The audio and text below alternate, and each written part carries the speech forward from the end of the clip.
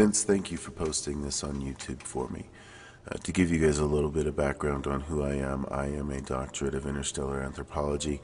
I was a special consultant to the CIA and the NSA during the late 90s on a project they dubbed Red Rock.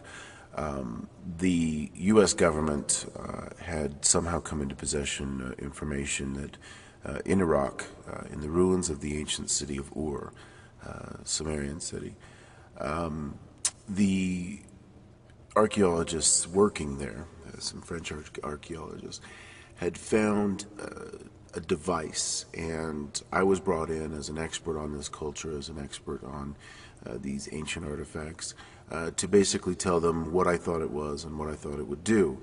A very strange device. It was really cool, though. It had crystals and, let's just say, a lot of moving parts for something that was at least 4,000 years old. And what I told them was that, according to legend, this was a device so powerful that only kings were allowed to know how to use it. And those kings passed down this knowledge. It was a very complex series of basically procedures that had to be met, and the machine would then create a very low frequency of sound. This was capable of moving large stones. This was capable of destroying your enemies. This was capable of creating rain. This was capable of creating earthquakes. This was basically the most powerful device ever to be on this planet. And the U.S. government was very concerned that Saddam Hussein was going to get his hands on this, figure out how to use it, and the rest would just be, utter hell. So I was brought in to figure out how we could get in there and find the device. If they could come up with some pretext to get us into Iraq, was what they said, would you know where to look for it and how to remove it? I explained to them what they would need from just a pure physics standpoint to remove the device and transport it. After about 5 minutes of them discussing it, they said that could be arranged and they'd get back to me. And indeed, over the next few years, I was called in on multiple occasions to consult with them for them to get my insights on some of these legends. Now, it's important to note that these people were not typical government employees. They were very well dressed, very well manicured, very well mannered people. It was pretty obvious to me from early on that I was dealing with folks from the global power structure, old money, if you will. Now, the legend goes that long ago, existed on the Earth, some proto-species of human beings. The Anunnaki came to Earth. They genetically modified them to be smarter and more capable of being their slaves, there to mine gold for them.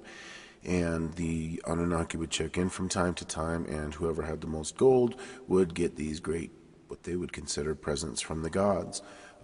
That could range with it from anything from the destruction of one's enemies to maybe a good harvest that year, because the rains would come. And indeed, this device that they found in Ur was believed to have been one of those presents. It was something that was very powerful, and that when used correctly could be aimed in the right direction to control the weather. It could cause an earthquake. Your enemy's city could literally just swallow it up into the sea. You could also transport yourself back and forth to Nibiru on certain occasions to give them their homage, pay them their tax, so to speak. And I was brought in on one occasion because they couldn't figure out basically how to use it. And I was very upset. I said they had no idea what they were messing with. And they sat me down and basically told me off. They said that, listen, I had no idea who they were and what right they had to use it, and that if they couldn't figure out how to use it before December 21st, 2012, that everybody on Earth would be dead. We would be wiped out. And they were deathly serious. And these were people who had never missed a meal. They had never gone without. I don't think they'd ever had a bad thing happen to them in their lives. And they were scared to death by the prospects of what would happen if they couldn't get this to work. They asked me to take a look more carefully, basically. And after some convincing, I said that I would. Now, it's important to note here that the global power infrastructure has been in place for millennia. It doesn't matter who's President of the United States. It doesn't matter who's Secretary General of the United Nations. It doesn't matter what Hugo Chavez does or what Vladimir Putin does or doesn't do. And it doesn't matter how many treasury bills the Chinese buy up from the U.S. Treasury. What matters is that a select few on this planet control a vast majority of the wealth. And they have done this since the beginning of time, basically, because they were the ones that were favored by the Anunnaki. They're the ancient kings of the Sumerian civilization. And my being an expert in this, I was asked basically to figure out if I could translate some old tablets that are the instruction book on how to use the device. And to make a long story short, I did, and it does work. Now, the U.S. government already had some of this type of technology figured out by retro-engineering quote-unquote UFOs that they had found. A great example is HAARP, the High Frequency Active Auroral Research Program up in Alaska. Has caused several earthquakes and freak storms, and a lot of people blame it for Katrina. And so the information, they had bits and pieces of it. They just basically couldn't figure out some of the words that needed to be said, because this device is something that you can speak to. It's actually like ancient voice recognition software that runs this device. Now, it's important to note something else, and I will send Vince more of these videos and try to get the word out in bits and pieces as I make my way around the globe and try to avoid being captured. But for right now, suffice it to say, there is a reason why everybody wants to buy your gold. Right now they're doing everything that they can, the powers that be, to keep a lid on one of the biggest heists in history, which is the fact that Fort Knox is empty. The U.S. gold reserves were looted and taken to France. From France they were taken to Belgium, and currently they reside, I believe, somewhere in Russia.